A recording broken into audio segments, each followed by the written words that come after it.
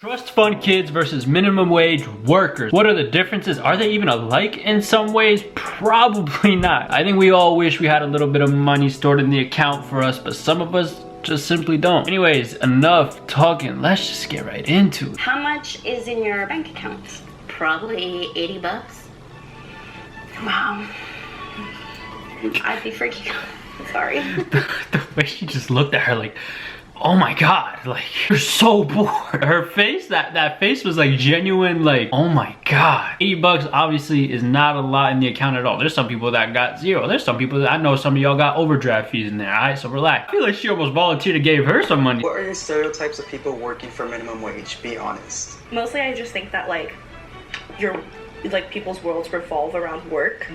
I would say for me, I don't make a lot of money, but I definitely still prioritize my free time. Like, I'm happy every day.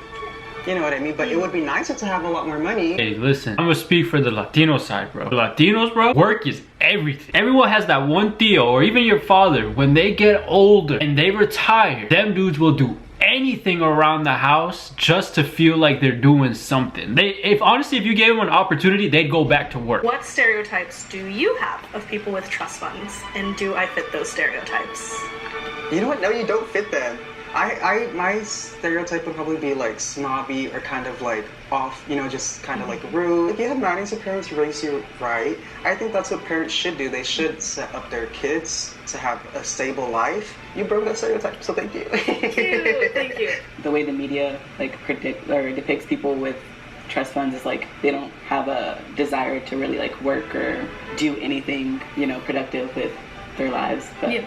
I don't know, you didn't grow up with like as much wealth as you have now, so yeah. Do you have like, I guess, like career goals or? I was working. I actually quit my job on Friday. Oh, what was your job? I worked in advertising, and I quit it partially because of the trust, because I was like, okay, I'm not gonna end up homeless. That's kind of also. She was like, yeah, what's the point? Honestly, yeah, fair. Have you felt most guilty for having money? A lot, all the time. Yeah.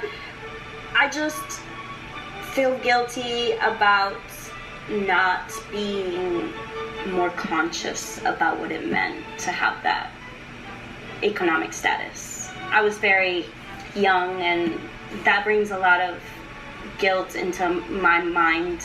In what ways are you responsible for your financial situation? I don't think society was set up for people that come from my like lifestyle, like raised having to struggle. I didn't learn how to save until I was in my 20s. I'm learning on my own as I get older, like how to invest, how to save, how to do this 401k. I don't know what that was until like this year. In what ways are you responsible for your financial situation? Oh, jeez. That makes me think of just how I've contributed to some of my financial problems. I feel like I have a lot because I've had mental health problems, and it's taken me a lot to go through. Working regular jobs, like at the grocery store like I did, fucking made me want to kill myself. I've gotten to a point now where I'm like, I'm actually doing something that makes me happy.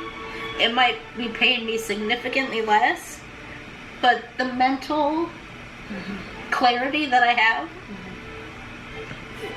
overrides any need for more money. Honestly, preach, girl. I'm low-key kind of relating to you. I started working at Target, I think, around like 19, around there, whatever. Worked at Target for like 6 months. Hated it because I was being treated like crap. Actually, one of my first ever videos, I think my first like 10 videos is about Target. Talk about my experience at Target, how shitty it was for me. I met some great people along the way, and unfortunately, some of those people are no longer with us, RIP. Then, once I left that job, finally, I took some time out, did my online school, did whatever. Then, I ended up getting a job at a warehouse, so I was overnight.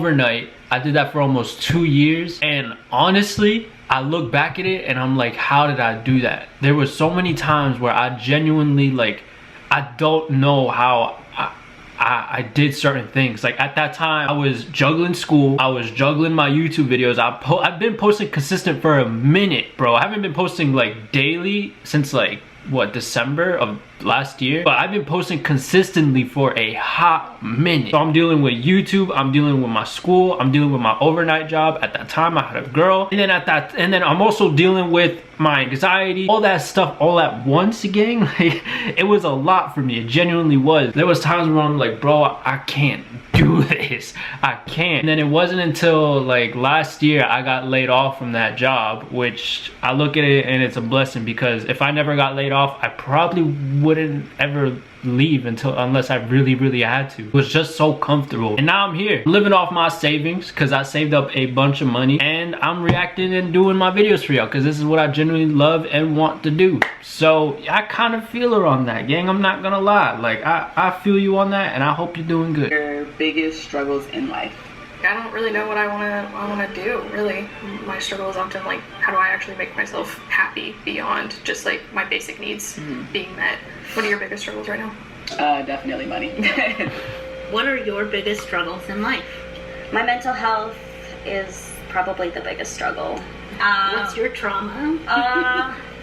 So growing up in wealth meant that my family was under a lot of risk of danger back home. Kidnapping.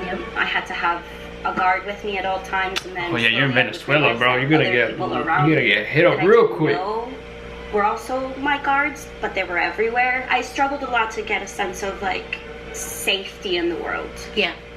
Last one. How are we more similar than you expected?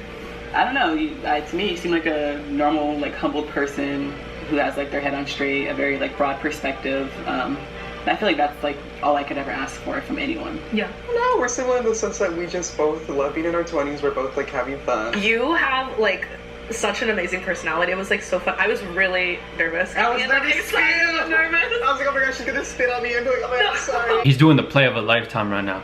He's trying to become buddy. Yo, bro, oh my god, I can't believe I got an overdraft fee.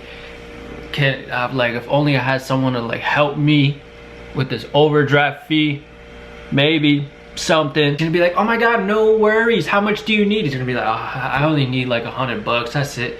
Oh, that's it? Only $100? Okay, here's 500. And then bam, that's it. Yo, he just locked in. He was given the opportunity and he took it. Shout out to him. I see your game, bro. I see the game.